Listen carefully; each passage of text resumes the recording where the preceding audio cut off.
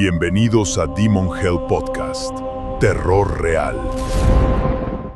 Hola y muy buenas noches, criaturas del Averno y amantes del terror que se despiertan esta noche para escuchar este podcast terrorífico. Esta noche les traigo 6 relatos ocurridos en el Mundial de Fútbol. Soy Mateo Jiménez y están escuchando Demon Hell Podcast, Terror Real.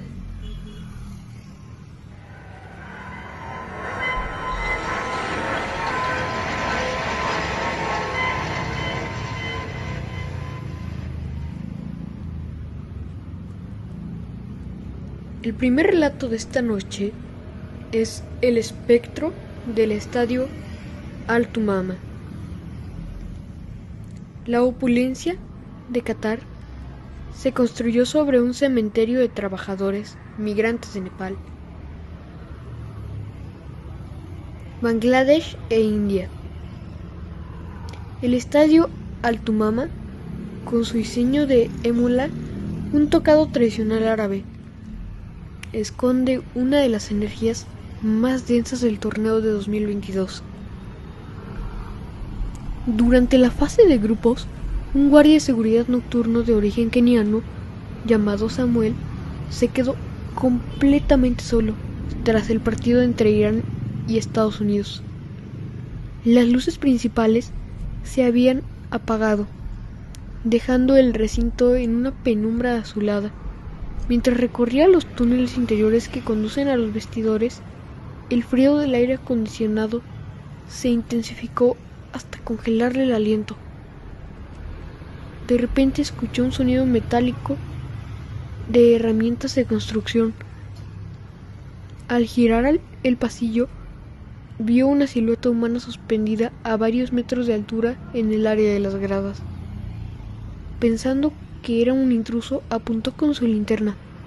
La luz iluminó a un hombre vestido con overol naranja de obrero y un casco amarillo destrozado. Lo aterrador no fue su presencia, sino que no tenía rostro. En su lugar había una oquedad oscura de la que brotaba un fluido negro. La figura giró el cuello con un crujido seco y dejó caer una llave inglesa que jamás tocó el suelo. De forma ruidosa, simplemente se desvaneció antes de impactar. Samuel renunció a la mañana siguiente. Los registros oficiales callaron, pero los guardias nocturnos saben que quienes murieron construyendo esos templos de fútbol jamás abandonaron sus puestos de trabajo.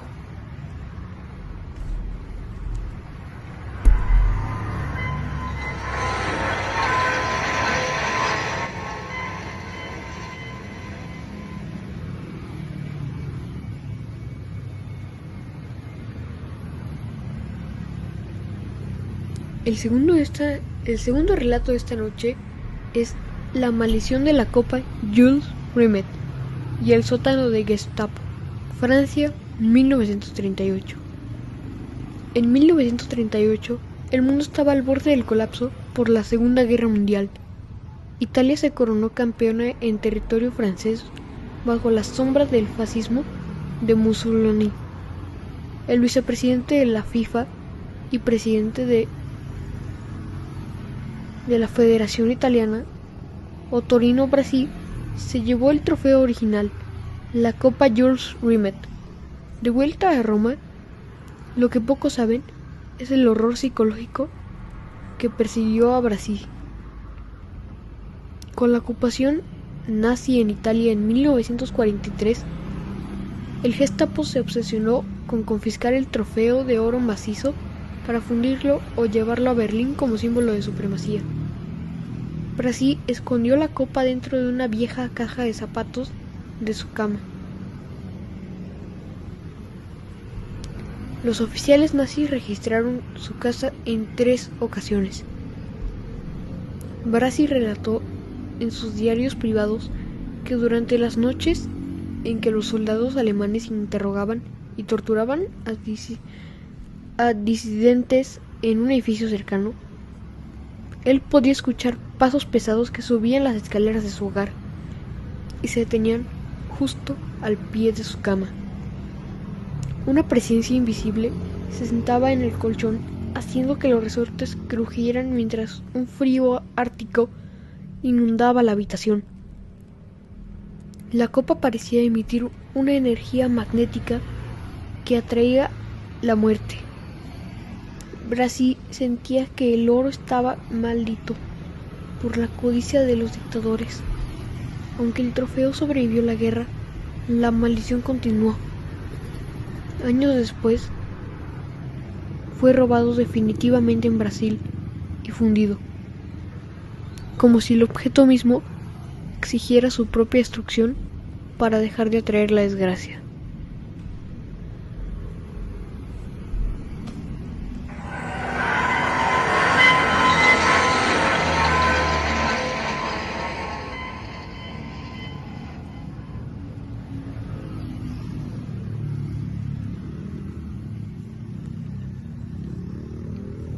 El tercer relato es Los gritos bajo el césped monumental. Argentina, 1978. El Mundial de Argentina 1978 es el más macabro de la historia. Mientras los estadios vibraban con los goles de Mario Kempes y el confeti caía de las tribunas, a solo unas 4 cuadras del Estadio Monumental de River Plate, en la Escuela de Mecánica de la Armada, ESMA, la dictadura militar torturaba y desaparecía a miles de personas. Los sobrevivientes de la ESMA contaron textualmente un horror que parece sacado de una pesadilla de ultratumba. Durante los partidos de Argentina, los torturadores subían el volumen de las transmisiones de radio para camuflar los gritos de los prisioneros. Sin embargo, el fenómeno era bidireccional. Los detenidos encadenados y con ojos vendados en los sótanos húmedos podían escuchar el rugido ensordecedor de la multitud en el estadio cada vez que la selección anotaba. Era una yuxtaposición infernal. El sótano de la gloria y la celebración absoluta flotando sobre un mar de sangre, dolor y muerte. Algunos técnicos de sonido que trabajaban en las transmisiones oficiales de televisión afirmaron que en los micrófonos ambientales colocados a ras de campo a veces se colaban frecuencias bajas que no correspondían al público. Eran lamentos secos y distorsionados que la tecnología de la época no pudo limpiar. El césped del Monumental vibraba con la energía de los espectros que estaban siendo ejecutados a unos metros de distancia.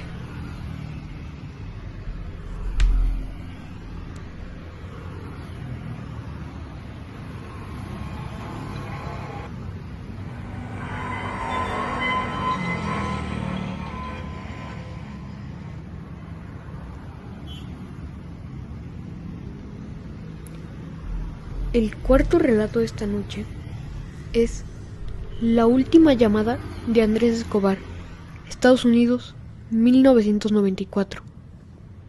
Esta es la historia de un horror real, donde los monstruos no tienen garras, sino armas de fuego y deudas con el narcotráfico. Andrés Escobar, el caballero del fútbol colombiano, cometió el error de marcar un gol en propia puerta contra Estados Unidos, lo que causó la eliminación de su selección en el Mundial de 1994. Al regresar a Medellín, un ambiente espeso y violento lo esperaba. La noche del 2 de julio de 1994, Andrés decidió salir a un restaurante-bar llamado El Indio. A pesar de las advertencias de sus amigos, el ambiente estaba cargado en el estacionamiento del lugar. 3 hombres vinculados al cartel de los hermanos Gallón, Henao lo arrinconaron. Lo terrorífico de este relato es la frialdad del ensañamiento. Mientras el agresor, Humberto Muñoz Castro, descargaba su revólver calibre 38 contra el pecho del futbolista, gritaba con sarcasmo, imitando a los narradores del fútbol: «¡Gol, Andrés! ¡Gracias por el autogol!». 6 balazos. La leyenda urbana de Medellín dice que las líneas telefónicas de la casa de la prometida de Andrés, Pamela Cáscaro, con quien se casaría 5 meses después, timbraron exactamente a la hora de su muerte. Al contestar, solo se escuchaba una respiración agitada y un silbato de árbitro sonando a lo lejos, apagándose lentamente en la estática. Andrés se había despedido. En el quinto y penúltimo relato de esta noche tenemos el Hotel Fantasma de la selección italiana, Sudáfrica 2010. Para el Mundial de 2010, la selección de Italia, que defendía el título de campeona, eligió como cuartel general el Lervia Lodge, un hotel ubicado en Centurion, Sudáfrica. El lugar estaba rodeado de densa vegetación y un río. Desde la primera noche, el cuerpo técnico y varios jugadores sintieron que algo andaba muy mal. El preparador físico del equipo relató años después que la atmósfera del hotel era asfixiante. Durante la madrugada, los jugadores reportaron ruidos extraños en los techos de paja de sus cabañas, como si algo pesado se arrastrara de un lado a otro. Al principio pensaron que eran monos o animales locales, pero las cámaras de seguridad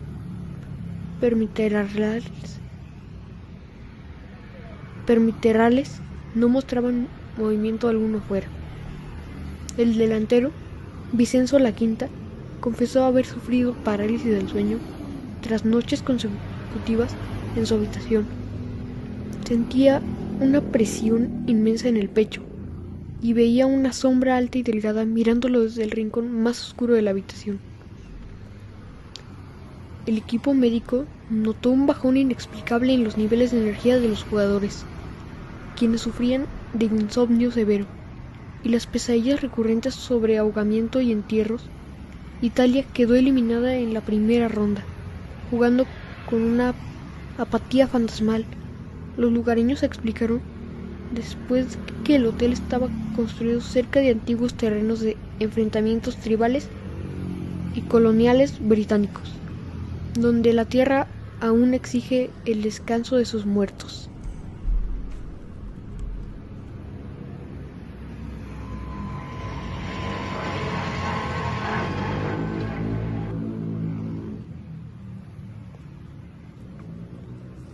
El sexto y último relato de esta noche es La sombra en el palco de prensa, Corea-Japón 2002.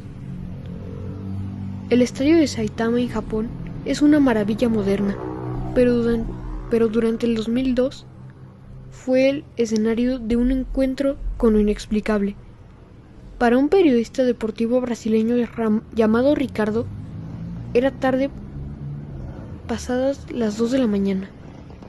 Tras la semifinal entre Brasil y Turquía, el estadio estaba prácticamente desierto, salvo por el personal de limpieza en las zonas bajas y Ricardo, quien se había retrasado enviando sus crónicas de prensa desde el palco más alto del estadio. La enorme estructura estaba en silencio, rota solo por el eco de sus propios dedos sobre el teclado. De repente, un olor penetrante de azufre y humedad inundó el sector de prensa. Ricardo sintió una mirada clavada en su nuca. Al voltear, lamentablemente, vio a 3 filas de distancia a un hombre de avanzada edad, vestido con un traje antiguo, formal, de color gris, oscuro y fuera de época. El hombre no miraba a la cancha, miraba fijamente a Ricardo, con unos ojos completamente opacos, sin brillo. El periodista, paralizado por el miedo, intentó hablarle en inglés, pensando que era un colega extranjero. Perdido, el anciano no respondió. En su lugar, se levantó lentamente, sin hacer el menor ruido, con la silla de plástico, y caminó hacia los pasillos de salida, flotando sutilmente sobre los escalones. Ricardo empacó sus cosas a toda prisa. Al llegar a la salida del estadio, le preguntó al oficial de seguridad si había visto bajar a un hombre mayor con traje gris. El oficial extrañado le respondió que nadie más había estado en esa zona y que el ascenso a los palcos superiores llevaba cerrado con llave desde hacía horas. Ricardo había compartido el palco con un alma atrapada en el tiempo. Este fue el último relato de esta noche. Espero que les haya gustado. Soy Mateo Jiménez y estaban escuchando Demon Hell Podcast. Que tengan muy buenas noches. Me despido. Bye.